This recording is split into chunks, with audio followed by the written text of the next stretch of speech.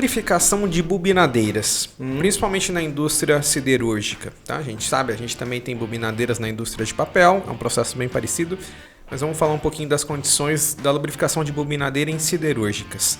O que você pode falar pra gente da lubrificação ideal para esse tipo de equipamento? Tá. É claro que normalmente quando a gente lembra do processo aí de laminação, na maioria das vezes, né? Então você pode pensar na laminação de aço, né? Então você está pensando ali em laminação de tiras, pode ser a quente ou a frio, mas você está pensando em laminação de aço na indústria siderúrgica. E depois, é claro, na própria indústria de papel, você está, de uma maneira ou de outra, laminando a celulose, né? Sim. Para você obter o papel propriamente dito. Então, na maioria das vezes, você tem um processo que você pode ter a presença de água, você pode ter alguma coisa de contaminante ali, tá? Você pode ter também a presença de calor, principalmente na cearia, né? Principalmente na siderúrgica. Você precisa um bom suporte à carga. A carga é muito elevada? A carga é elevada principalmente por causa do tamanho da própria bobina, né? Sim. Então você gera bobinas ali que são muito pesadas. Então a carga que você está aplicando exatamente nos dois mancais, né? Nos dois mancais de apoio ali da própria elevada. Bobinadeira, ela é muito alta. Então você precisa ter um bom suporte à carga. E em alguns casos é recomendado também uma lubrificação de emergência. Que aí você normalmente vai conseguir isso com um lubrificante sólido. Sim, então que pode ser... o ideal é que eu tenha uma quantidade ali de lubrificantes sólidos no meu lubrificante também. No lubrificante, tá? Na maioria das vezes a gente pensa mais aí num bisulfeto de molibdênio. Até pela característica de resistente à carga também nesse momento, né? Exato. Que acaba sendo um pouco diferente do próprio grafite. O grafite tem uma tendência de suportar uma temperatura mais alta. Sim. Por outro lado, o bisulfeto de molibdênio suporta cargas mais elevadas. Sim. Então dá para você pensar em alguma graxa por aí. Rotação não é um problema para esse tipo de equipamento? Não, normalmente a rotação é muito baixa. Eu diria que aquele fator de velocidade, né, que é o NDM, né, que é rotações por minuto vezes o diâmetro médio, é inferior a 300 mil. Entendi. Tá? Então, a gente está trabalhando com rotação baixa, carga elevada, tá? Lubrificação de emergência é interessante. Às vezes você vai ter um pouco de ambiente agressivo, mas uma aditivação extrema pressão vai bem. E para esse tipo de lubrificação, nós temos longos intervalos de relubrificação ou é uma lubrificação a perda? Por perda? Não, você consegue estender o intervalo de relubrificação. Legal. Mas vai depender muito de como é que a empresa já está trabalhando, qual que é o sistema. Porque muitas vezes, quando você pensa em soluções em que única e exclusivamente o único caminho para que a conta custo-benefício fecha seja ampliar o intervalo de relubrificação, nem sempre a empresa está preparada para aquilo. Sim.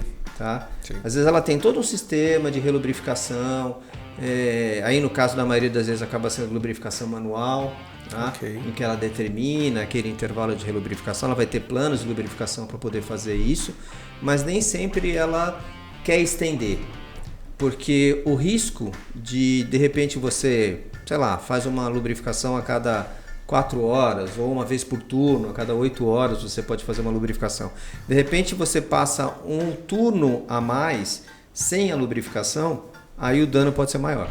Entendi. Uma lubrificação automática, seja via sistema centralizado ou um dispositivo de lubrificação multiponto, por exemplo, ajuda esse processo de você manter a confiabilidade do equipamento em operação. Ajuda, sem sombra de dúvida ajuda. Principalmente se você pensar até numa questão multiponto, porque você pode afastar o reservatório do próprio ponto de lubrificação. Sim. Tá?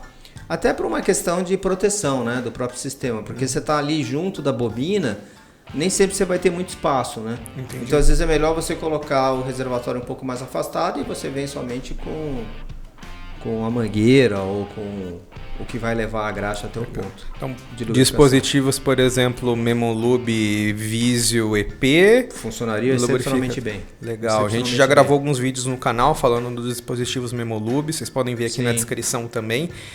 E a graxa? Qual é a melhor graxa aí para esse tipo de aplicação que nós costumamos indicar? Olha, a gente tem no portfólio da Cogels especificamente a Ultraplex AC2, certo? Que funciona muito bem para isso.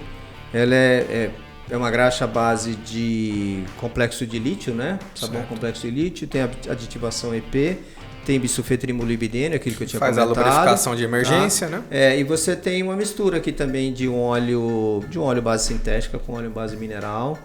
Legal, equilíbrio custo-benefício. Funciona extremamente bem. Tá? Viscosidade do óleo aí 460, tá?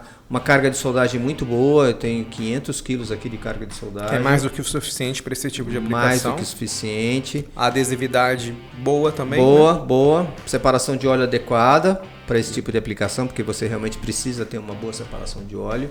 Porque você está sendo submetido à carga o tempo inteiro, né? Toda graxa que você está submetendo à carga, você necessariamente precisa ter uma boa separação de óleo. Legal. Boa que eu digo assim, tem que separar uma determinada quantidade, porque não adianta você pensar numa graxa que tem baixíssima separação de óleo, ela não vai funcionar bem, né? Sim. Tá? Porque ela está sendo totalmente sujeita à carga o tempo inteiro. E o mais interessante, então, é poder trabalhar nessa sinergia também entre o lubrificante ideal e o dispositivo de lubrificação Memolube.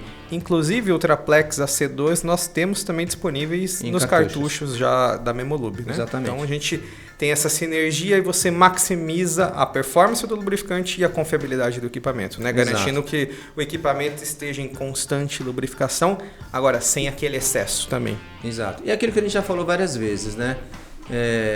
O lubrificante por si só, ele dá bons resultados, mas a questão da aplicação é bastante importante. Sim. É bastante não só o jeito como você vai aplicar, a forma como você vai aplicar, mas também os intervalos e todos os cuidados que requerem uma boa aplicação. Sim. É um mix. Sim. E tudo isso funciona bem. É isso aí. É isso aí.